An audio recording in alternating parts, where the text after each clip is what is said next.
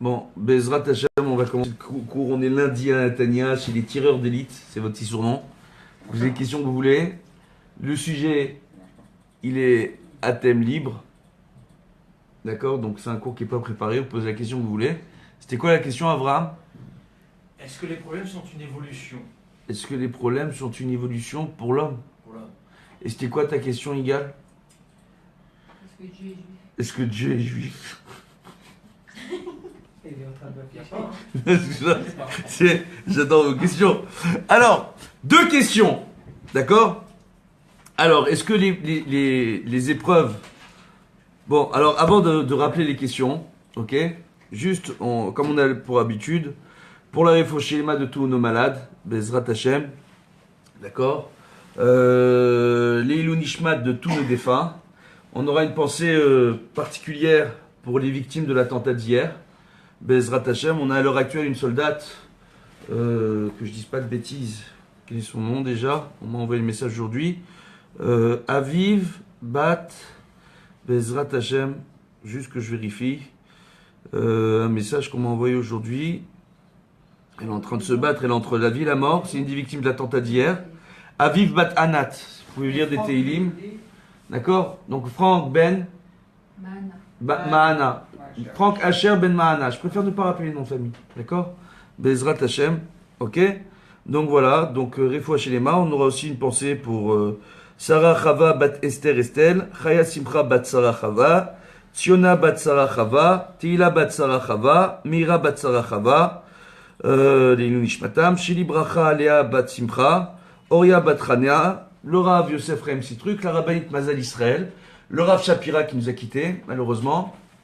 Voilà, Zecher Tzadik Kadosh Livracha. Bezrat Hashem et la réussite du tout à chacun. Voilà, les Abdi Lechem Tovim Shalom. Donc maintenant, on va reprendre. Donc vos questions aujourd'hui, c'est est-ce que les épreuves sont une évolution pour l'homme? Ouais. Et toi, ta question, c'est est-ce que Dieu est juif? C'est sérieux cette question. On va y répondre avec l'aide de Dieu. Alors aussi pour Amram Ben Bichal et Ilou Nishmato, c'est son année, voilà. Avec l'aide de Dieu, on va essayer de répondre à vos questions auxquelles je ne suis tout à fait pas du tout préparé, donc c'est une surprise pour moi, ok? On va essayer d'expliquer les choses de la façon la plus simple qui soit. Il nous a rapporté dans Masechet Brachot que le monde dans lequel on vit est comparé à un prosdor, un couloir, qui est destiné à nous amener vers le monde futur, d'accord? Maintenant, il y a l'introduction du Tanya, du Balatania, de l'Admour Azaken, qui est extraordinaire. Il rapporte une Gemara dans Sanhedrin, d'accord, avec Rabbi Yochanan ben Broka, une célèbre histoire qui est très connue, où Rabbi Yochanan ben Broka, il est à cheval, d'accord, il arrive à une intersection en T, et il voit deux panneaux. Un panneau à droite qui lui indique comme direction Yerushalayim, un panneau à gauche qui lui indique comme direction aussi Yerushalayim. Les deux panneaux indiquent Yerushalayim. Et en dessous du panneau, qu'est-ce qu'il voit? Il voit un enfant qui est là, planté, entre guillemets, il est là, il bouge pas. Il dit à l'enfant, tu peux expliquer quelle est la différence entre ces deux directions totalement opposées, vu que les deux panneaux nous annoncent exactement la même direction. L'enfant lui répond, il y a un chemin qui est court et long et un chemin qui est long et court. Ouais, c'est une réponse de juif ça. Donc, alors on se pose la question, on dit, mais c'est quoi cette histoire en réalité? Rabbi Yochanan ben Broka s'engage dans une discussion et demande à l'enfant de détailler. En réalité, il y a un chemin qui était tortueux, qui n'était pas du tout aménagé, d'accord? Il n'y avait pas de pavé, il n'y avait rien. Il fallait passer au milieu des champs, au milieu de la forêt. Rien n'est préparé, rien n'est accommodé, rempli d'épreuves, d'accord, physiques, à devoir dépasser pour pouvoir arriver à bon port à Yerushalayim. Et de l'autre côté, il y avait une route bien pavée, nickel, bien préparé, aucun problème, mais il y avait un poste de douane, d'accord? Et sur le chemin, le poste de douane, là-bas, il y avait une bande de brigands, en réalité, qui se faisaient passer pour des soldats, et qui attendaient les passants, et ils les prenaient pour faire le contrôle, entre guillemets, et contrôle policier, ils les jetaient en prison, ils leur prenaient toute leur richesse, ils laissaient les croupir en prison. Donc en réalité, on voit quoi? On voit qu'il y avait un chemin, effectivement, qui était beaucoup plus facile, beaucoup plus praticable, mais avec un risque. Le risque de se retrouver emprisonné, d'accord, par une bande de douaniers qui sont en réalité des brigands. Et de l'autre côté, un autre chemin, beaucoup moins praticable, beaucoup plus tortueux, beaucoup plus difficile, D'accord? Mais on est sûr d'arriver à bon port, parce qu'il n'y a personne là-bas pour t'arrêter, si ce n'est ta propre force de pouvoir surmonter, d'accord, les épreuves là-bas et d'arriver à trouver en toi les ressources et la force de pouvoir voyager jusqu'à Yerushalayim. Donc à quoi cela ressemble en réalité? Chachamim nous enseigne qu'il y a Yerushalayim Shel Mala et Yerushalayim Shel Mata. La ville de Jérusalem, il y a la ville de Jérusalem dans les cieux supérieurs et la ville de Jérusalem dans les cieux inférieurs. Yerushalayim Shel Mala, c'est quoi? On parle en réalité que Bezrat Hashem, quand Mashiach viendra, quand le Messie viendra avec la délivrance finale. Excusez-moi, je suis enrhumé, je vais essayer de me contrôler avec mon nez. Bezrat Hashem, faites des prières pour moi pour que ça passe jusqu'à la fin du shiur. Avec l'aide de Dieu, qu'est-ce qui se passe en réalité? On voit tout simplement que l'Yerushalayim Shel Mala, c'est quoi? On dit que comme Mashiach, le Messie viendra, il y aura le 3e temple, d'accord? Un avis dit qu'on le reconstruira, un autre avis dit qu'il descendra déjà du ciel, d'accord? Dans l'avis qui dit qu'il descendra du ciel, il y a un avis qui dit que c'est un grand bloc qui descendra du ciel et on construira le Beth Amikdash dedans. Et un autre avis qui dit non, le Beth Amikdash il descendra déjà tout près, d'accord? À Yerushalayim. Maintenant, le problème qu'on a, c'est quoi? C'est qu'en réalité, le Yerushalayim Shel Mala, c'est aussi une comparaison, d'accord? Quand on demande à Kadosh Baruch Hu de nous faire revenir les Artsenu, d'accord? Alors, en réalité, dans le Birkat Amazon, oui, on dit à Kadosh Baruch Hu qu'il nous fasse revenir vers notre terre, ok? L'Artsenu. On voit en réalité que selon le Rambam, d'accord, et le Rashba, quand on habite en Israël, il faudrait dire Be'artsenu, oui? Qui nous rétablisse dans notre terre. On est déjà dans notre terre. Oui, on est déjà. C'est pas on va vers notre terre. On est déjà dans notre terre. Et pourtant, un Rav de Poskim disent on continue à dire les Artsenu. Pour quelle raison? Parce qu'on ne parle pas uniquement de la terre d'Israël ici-bas, mais on parle de la terre d'Israël dans le ciel. On parle du Olam Abba. On parle de la Géoula.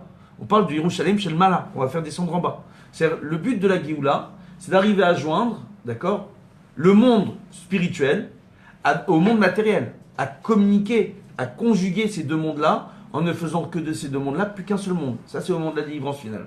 Ce qui veut dire que à conjuguer deux dimensions qui sont totalement opposées, la spiritualité avec la matérialité. D'accord? Maintenant, par rapport à cela, qu'est-ce qu'on voit? On voit justement que lorsqu'on nous parle ici de Yerushalayim, la comparaison de Rabbi Yochanan Broka, c'est quoi en réalité?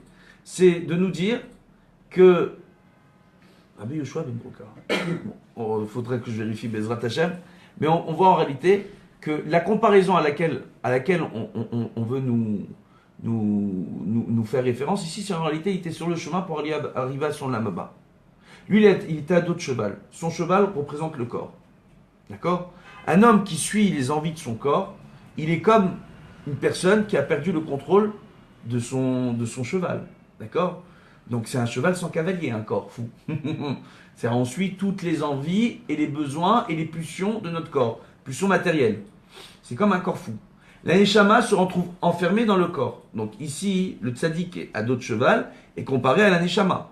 L'enfant, qui explique quels sont les deux chemins et les différences entre les deux chemins, il explique tout, est comparé au mauvais penchant. Le mauvais penchant, c'est quoi en réalité? C'est une petite voix qui te dit quel est le bien, quel est le mal, mais il te laisse toujours le choix. Contrairement à ce que tout le monde peut penser,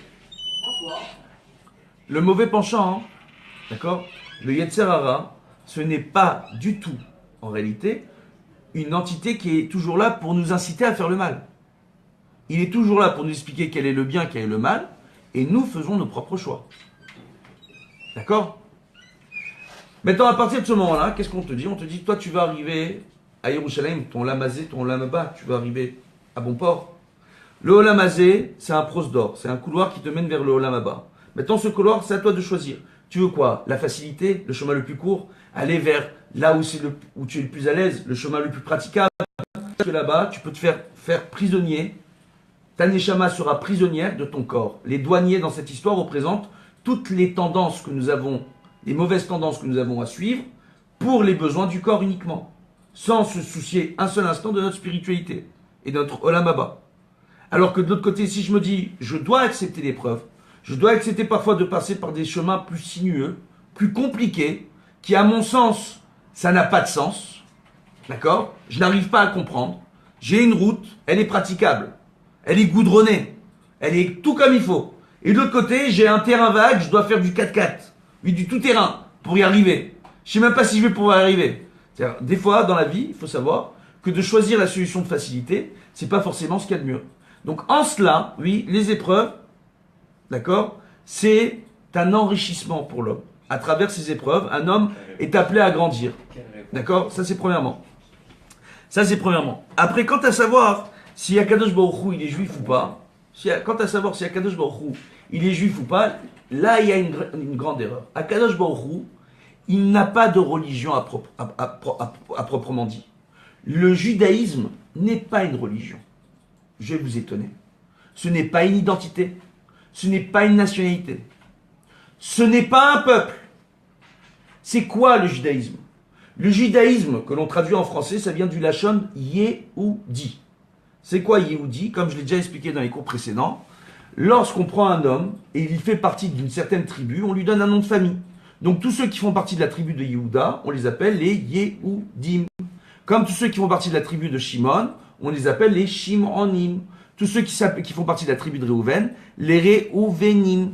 Et ainsi de suite. D'accord? Donc quand on dit monsieur Réhouveni, ça veut dire en réalité qu'il fait partie de la tribu de Réhouven. Quand on dit un monsieur Shimoni, d'accord, il fait partie de la tribu de Shimon. On dit aujourd'hui Shemouni, par exemple. J'aime bien le rappeler. D'accord?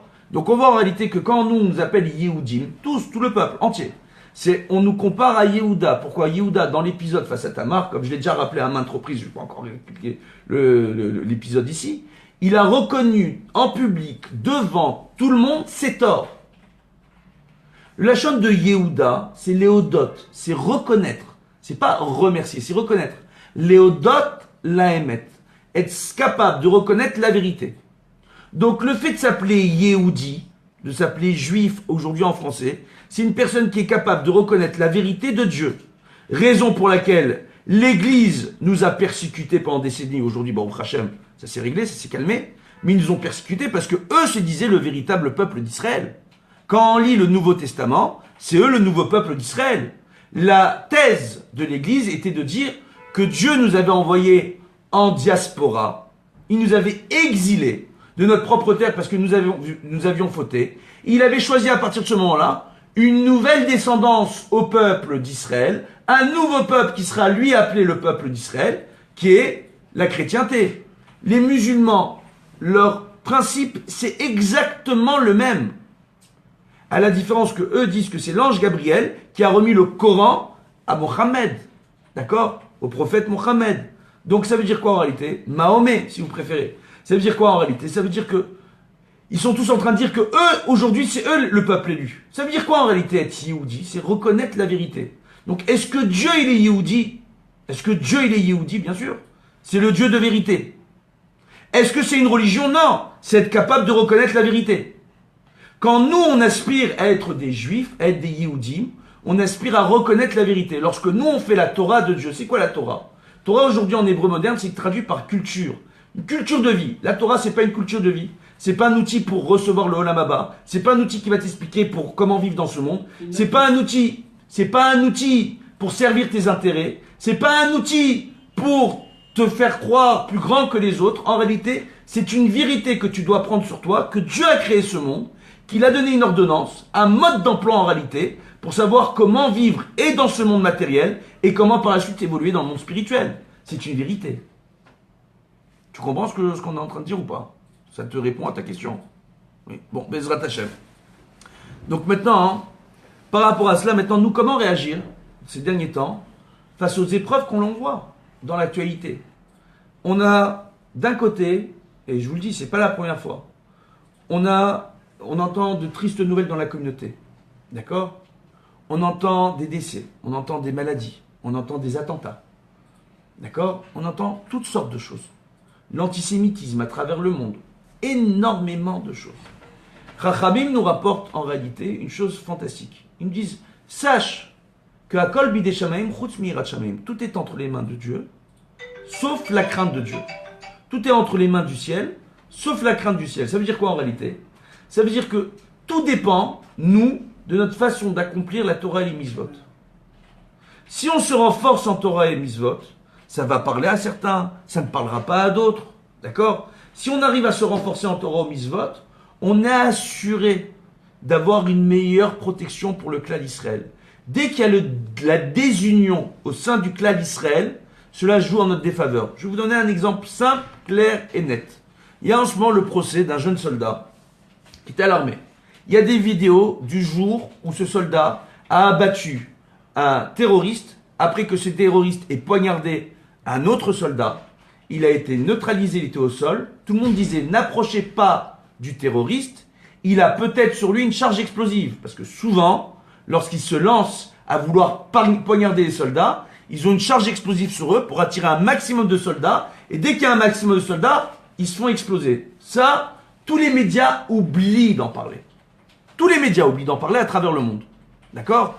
Lorsqu'il y a un attentat à Jérusalem et qu'un homme décide de prendre son camion et sur des jeunes, soldats et pas soldats, il y avait plein de jeunes là-bas, de les écraser en marche avant et en revenant en marche arrière et en tournant pour essayer de faucher un maximum de passants, soldats et civils confondus, d'accord ? Dans les rues de Jérusalem, à l'étranger, on nous parle d'un accident de la route. Moi, j'aurais bien aimé voir comment aurait réagi la France si on avait parlé dans les attentats de Nice d'un accident de la route. C'est pas marrant. Si, c'est marrant. Ce n'est pas marrant. C'est marrant. C'est dramatique. C'est dramatique. Ce n'est en aucun cas marrant.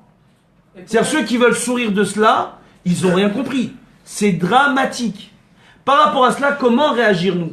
On voit tout simplement que dans les épreuves, à partir du moment où on est désunis entre nous, on se critique de façon ouverte les uns vis-à-vis des autres et on n'arrive même pas à se mettre d'accord. On va juste prendre le cas de Elor Azaria, d'accord ? Qu'est-ce qu'on voit de ce jeune soldat ? Il a fait ce qu'il a fait. Maintenant, on voit que sur place, il y a des officiers qui ont dit « n'approchez pas ». Le terroriste a peut-être une charge explosive. On voit clairement que le terroriste commence à bouger. Il a peur qu'il puisse déclencher une charge explosive. Il lui tire une balle, d'accord ? Dans la tête. Pas à bout portant. Il est à distance, mais il lui a tiré une balle quand même.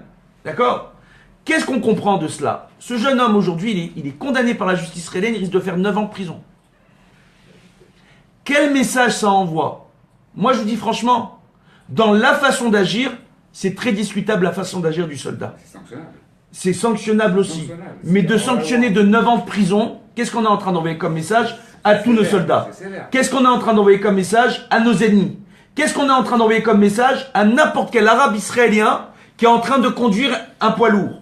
Il faut savoir que l'arabe israélien d'hier avait déjà eu des démêlés avec la justice et avait déjà été mêlé à des tentatives d'attentat. Il a été relâché par la justice israélienne. Mais nos soldats, on va les envoyer en prison. Quel message on envoie quand il y a un débat à ce niveau-là sur la place publique ? On n'est pas en train de parler, malheureusement, on n'est pas en train du tout de parler à l'heure actuelle, dans ces épreuves-là, on n'est pas du tout en train de parler de gens raisonnables en face de nous. On est en train de parler de gens qui, dès la maternelle, enseignent à leurs enfants, par principe, la haine du juif. C'est culturel, c'est cultuel. On a affaire à une logique de la haine en face de nous. On a beau tout faire pour être en paix avec les populations arabes autour de nous, les populations arabes autour de nous ne demandent qu'une seule chose. Nous éliminer. C'est tout ce qu'ils demandent. Nous jeter à la mer. Un des problèmes dans le processus de paix, les accords de paix, c'est le fait que l'autorité palestinienne, qui est en désaccord avec le Hamas, d'accord ? L'autorité palestinienne n'est pas disposée à reconnaître l'État d'Israël. C'est-à-dire, nous, on n'a pas le droit à l'existence.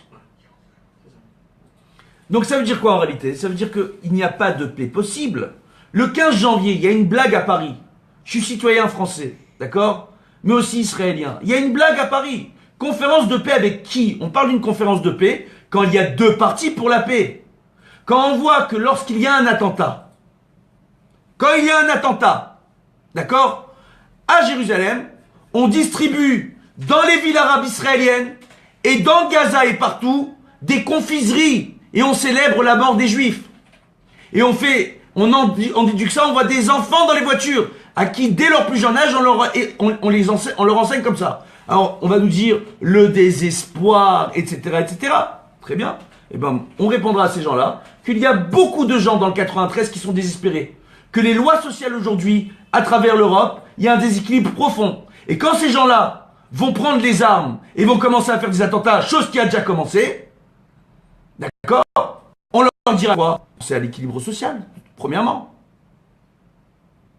Est-ce que c'est juste? On voit en réalité comment est-il possible qu'une telle folie s'installe. Premièrement, les leaders politiques de ce monde. Les leaders politiques de ce monde, ce qui les intéresse, à l'heure actuelle, ce ne sont, avec le pouvoir, c'est d'être en place, d'être au pouvoir et d'amasser ce qu'ils peuvent, chacun, pour leur compte, le compte de leur parti, le compte de leur pays respectif. Ça, c'est premièrement. Donc, c'est un intérêt personnel qui va les motiver. Au sens personnel, au sens national, au sens politique. Prenez ça comme vous voulez. Maintenant, de l'autre côté, qu'est-ce qu'on voit? Comment se fait-il, à part cela, ça on peut chercher à analyser, comment se fait-il qu'on voit un tel manque de logique dans la communauté internationale à notre égard, à l'égard du peuple juif? Et je vais vous répondre pour comment. Parce que je dis bien le peuple juif. Aujourd'hui, quand on parle des Israéliens et quand on parle d'antisionisme, d'accord, on parle d'antisémitisme. Ça peut choquer certaines personnes, mais c'est une excuse pour beaucoup d'antisémites de pouvoir justifier leur antisémitisme. Et des juifs qui ont d'autres nationalités, qui résident dans d'autres pays, qui n'ont aucun rapport avec l'État d'Israël et qui ne veulent même pas venir ici, eux aussi seront victimes, tout simplement, de cet antisémitisme sous le biais, entre guillemets, de l'antisionisme.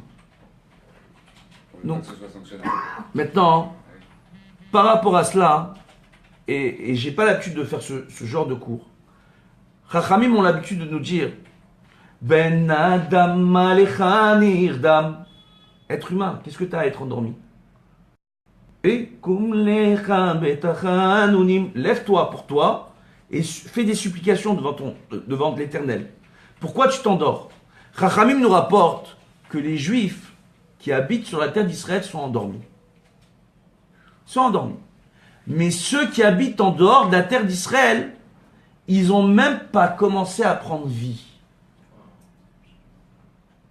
Que de faire son alia, Chachamim nous enseigne que une personne qui ne vit pas sur la terre d'Israël et qui n'a pas une parcelle, qui n'est pas propriétaire d'une parcelle de la terre d'Israël, n'est pas appelé Adam.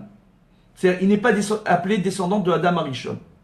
Tant qu'il n'a pas une corrélation, un rapport à la terre sainte. Chose que l'ensemble de l'humanité doit avoir. Il faut bien arriver à comprendre. Donc maintenant, par rapport à cela, il faut bien comprendre. Qu'est-ce qui fait qu'on voit une telle folie? Le manque d'unité dans nos rangs. Parmi nous. On n'arrive pas à se mettre d'accord. Que ce soit au niveau religieux, que ce soit au niveau politique, que ce soit au niveau social, à tous les niveaux. Et on le voit dans chaque foyer. Qu'est-ce qu'on voit dans chaque foyer? C'est comme ça qu'il retombe sur le Bélit Lorab. Qu'est-ce qu'on voit dans chaque foyer? On voit qu'en réalité, quand on est indifférent avec l'autre, et on le voit à toutes les échelles de la société, on ne cherche pas à venir vers l'autre et à discuter, à parler, à négocier. Non, non. Directement, on va condamner. On va condamner l'autre. Maintenant, venez, essayons de faire les choses autrement. Si moi j'ai un différend avec quelqu'un et je commence ma discussion avec l'autre en lui faisant des compliments, en lui faisant comprendre que son avis est extrêmement important à mes yeux, en lui faisant comprendre que nous avons un point commun, d'accord, dans ce que l'on fait, en faisant preuve, entre guillemets, de diplomatie. Tout simplement. Si on voit cela, qu'est-ce qu'on voit en réalité? On voit quoi? On voit que l'autre sera disposé à m'écouter. Et ça, on est très peu arrivé à le faire. Non? Quand vous rentrez à la maison et que votre femme commence par des reproches, ou votre mari commence à vous faire des reproches, vous répondez comment? Par des reproches. Quand vous avez déjà vu quelqu'un à qui on fait des reproches, qui va répondre de façon positive? Il y a une mitzvah dans la Torah qui est Ochiach Tochiach et Amitecha. Sache, d'accord? Non, Ochiach Tochiach, d'accord? Prouve et remets en question ton prochain, d'accord? Fais des reproches avec ton prochain, ton peuple. Mais on te dit comment? Beneima. On te dit comment tu fais la Tochacha? Beneima. de façon agréable. C'est ce que dit Rabbi Eliezer. Rabbi Eliezer, il va plus loin. Il dit, si tu n'es pas capable de faire un reproche de façon agréable, il vaut mieux t'abstenir. C'est-à-dire, moi, je veux faire un reproche à quelqu'un, je dois commencer par lui faire des compliments. Si une personne, je lui fais tout de suite des compliments et je lui fais comprendre que j'ai très bien compris ses points positifs, réellement, ses avantages, sa façon de réfléchir, quel qu'il soit, sans le juger, si je lui fais comprendre cela, d'accord, j'arriverai à mieux discuter avec lui. Un des problèmes que nous avons aujourd'hui en matière de politique, c'est que personne n'est disposé à comprendre l'autre. Personne n'est disposé à comprendre l'autre. Et ça commence comment? Ça commence tout simplement quand dans chaque foyer à travers le monde, chaque époux et chaque épouse n'est pas disposé à comprendre l'autre. C'est une mécanique qui s'est mise en place. Je ne suis pas disposé. Moi, je suis disposé à vivre ma vie comme je l'entends, à faire ce que j'entends, et c'est à l'autre de s'adapter à moi. Maintenant, il y a une chose extraordinaire. Si personne n'est disposé à se remettre en question, et que chacun estime que la vérité est de son seul côté, d'accord, en refusant de se remettre en question, quel sera le résultat? Quel sera le résultat? Une catastrophe? La fin. Il faut bien comprendre qu'à partir du moment où réellement, et on le voit à travers notre histoire, Beshnat Tarpat, d'accord, il y avait une colonie de juifs qui habitaient à Hebron. À l'époque, la ville était sous contrôle anglais et la majeure partie de la population de l'époque, il y avait une toute petite communauté juive, mais la majeure partie de la population était une communauté musulmane. Ils ont massacré les juifs là-bas. Il n'y avait pas d'armée, il n'y avait pas de tzal, ils n'étaient pas maltraités. D'accord? Ça veut dire quoi en réalité? C'est même avant la déclaration d'indépendance de l'État d'Israël en 1948. Donc ça veut dire quoi en réalité? Ça veut dire, maintenant reprenons, quand on s'est retiré du Gush Katif, il y a des aides qui ont été données, d'accord, pour pouvoir permettre là-bas aux Palestiniens de développer des stations balnéaires et le tourisme. Il y avait même des autorisations de leur laisser développer des sites touristiques, des hôtels, etc., avec une aide de l'État d'Israël et de l'autorité internationale. Qu'ont-ils fait de toutes ces aides-là? Ils ont creusé des tunnels, ils ont acheté des missiles, ils ont bombardé Israël. Parce qu'on ne veut pas s'arrêter à nos territoires, on veut prendre tout Israël. Et que c'est une bonne action, quelque part, pour des fanatiques musulmans. Et il faut faire très attention, il ne faut pas mettre tous les musulmans dans le même sac, parce qu'ils ne sont pas tous comme ça. Ça peut vous étonner ce que je suis en train de vous dire. D'accord? Ils ne sont pas tous comme ça. Il y a une minorité de fanatiques musulmans qui est en train d'éduquer une majorité d'enfants. Qui est en train d'effrayer une majorité de parents. Que ce soit en Israël ou ailleurs. Et on a une majorité aujourd'hui qui sombre dans ce fanatisme. Par pression sociale, par ignorance, ce que vous voulez. Mais en réalité, c'est ça le véritable danger de ce jour. L'ignorance. L'ignorance. C'est-à-dire, c'est quoi les excuses? C'est quoi l'excuse aujourd'hui?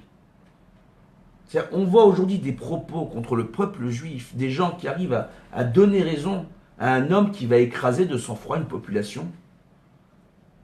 On lui donne raison. À Nice, on va le condamner. À Jérusalem, on va lui donner raison, on va le comprendre. Qu'est-ce qu'il y a à Nice? Peut-être que c'est un homme déséquilibré. Ils n'ont pas su s'occuper de lui. On fait le parallèle, mais c'est une horreur de parler de cette façon-là. Il faut être fou pour arriver à dire une chose pareille. Un monstre a pris le volant à Nice et a écrasé hommes, femmes et enfants. Un monstre de la même acabit a pris le volant et a été disposé à écraser hommes, femmes et enfants. Et à l'heure actuelle, à l'hôpital, il n'y a pas que des soldats, contrairement à ce qui est dit dans les médias. Il y a des hommes, des femmes, des enfants qui ont été touchés par cet attentat. Et pourtant, on est là entre nous, et encore en train de discuter. Qu'est-ce qu'on attend? On n'attend qu'une seule chose, l'ahdout, l'unité au sein du peuple. Tout le monde, tous les jours, on veut la Géoula. Très bien. On va aller au Farbenged. Très bien. On dort. Rabbi Mashiach, Yechia, donnez-nous. Magnifique. Fais ce que tu veux. En attendant, tu es en train de faire dodo. Tu es en train de faire dodo. Tu veux amener la délivrance dans ce monde. Qu'est-ce que tu as fait pour qu'il y ait l'unité au sein du peuple d'Israël et avec les autres nations? Qu'est-ce que tu fais comme commentaire à l'égard des personnes qui sont, eux, dans les ténèbres, qui, eux, sont des ignorants, qui, eux, n'ont aucun langage d'amour, lorsque tu vois un de leurs messages? Tu réagis comment? Par la même haine? Ça sert à rien, la haine. En temps et en heure, il y a une mitzvah chez nous de nous défendre. Quelqu'un veut nous faire du mal, on saura se défendre. Maintenant, le point est qu'on n'a pas besoin de tomber dans une diatribe, dans une psalmodie mécanique de haine entre nous et à l'égard des autres. Chachamim nous rapporte qu'il y a une chose qu'on appelle nivulpé, d'accord? Une bouche putrifide, d'accord?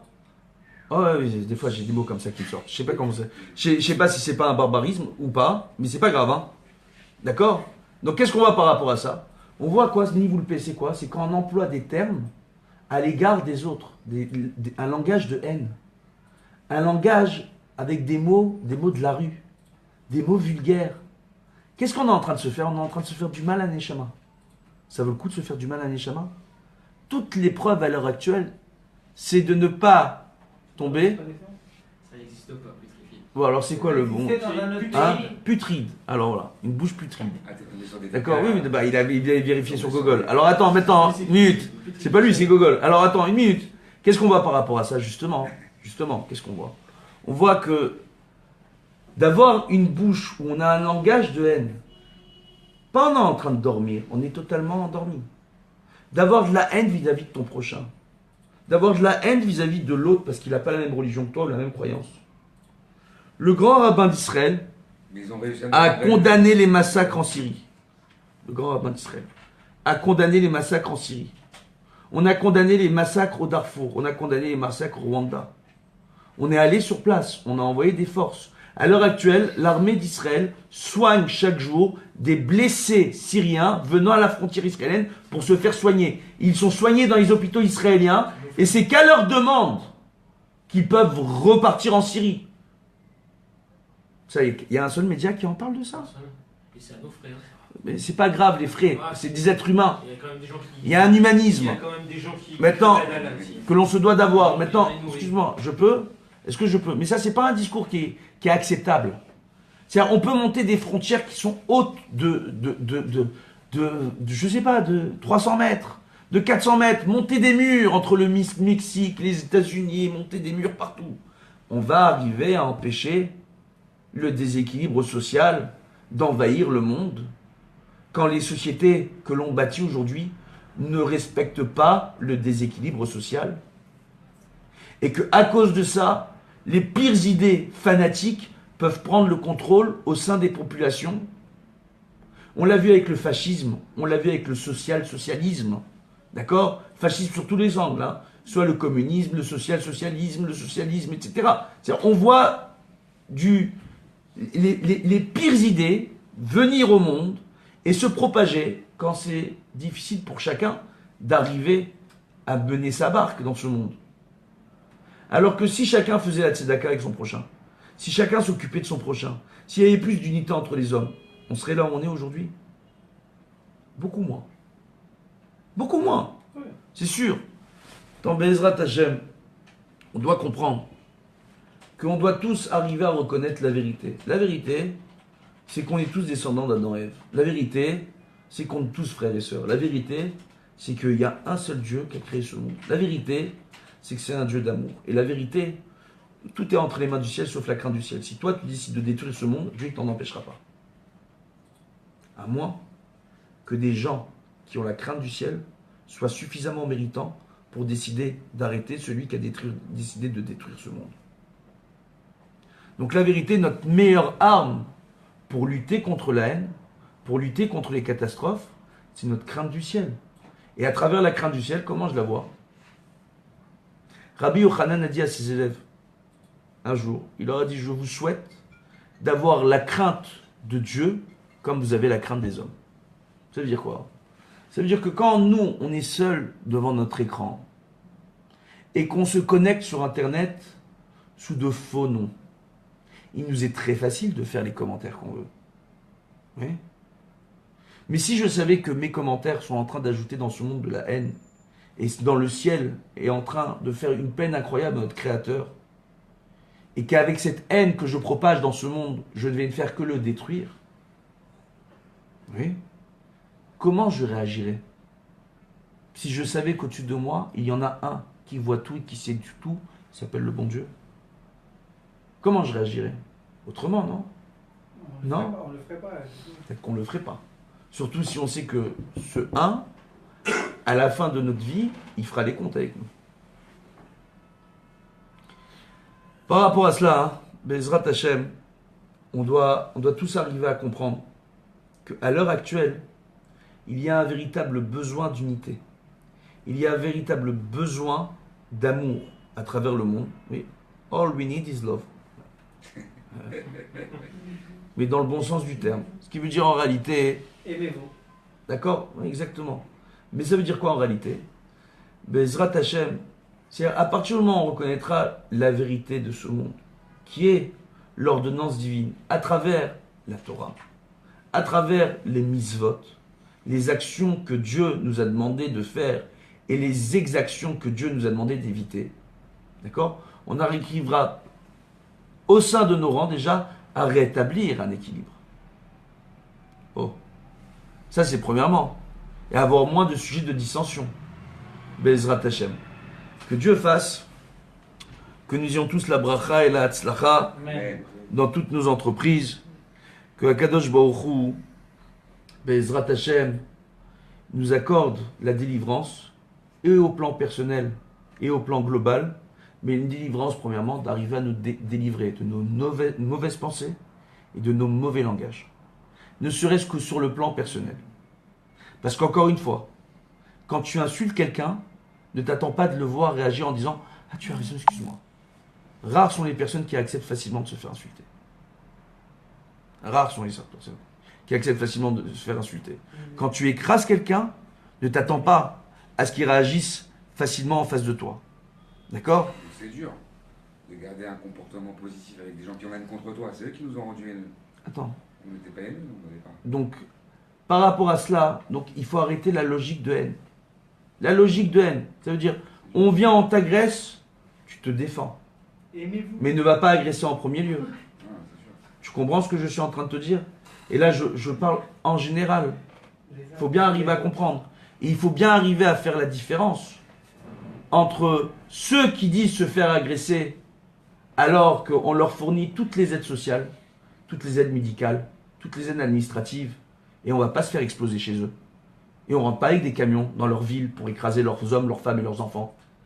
Et ceux qui reçoivent toutes les aides sociales et qui, malgré ça, prennent les camions, prennent les armes contre nous pour se battre contre nos soldats, pour se battre contre la population civile et en ne faisant aucune différence entre aucune personne.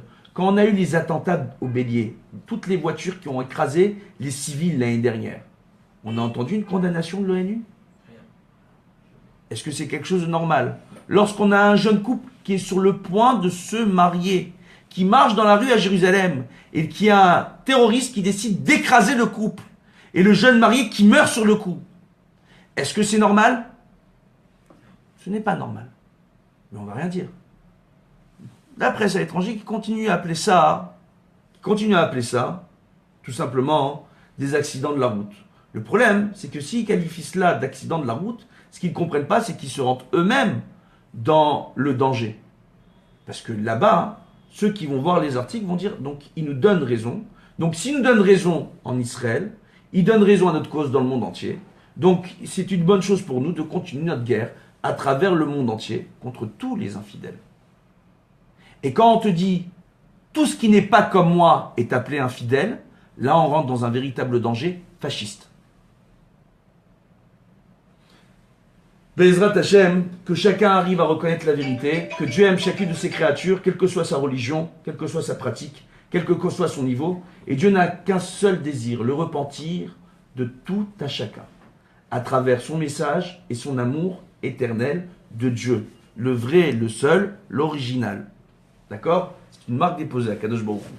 Bezrat Hashem, qu'on ait la bracha, la tzlacha, dans toutes nos entreprises, et que Dieu nous permette d'accéder à ces petits travaux sur notre personnalité afin de mieux vivre notre quotidien au niveau personnel et au niveau global. Amen, Kani Ratson.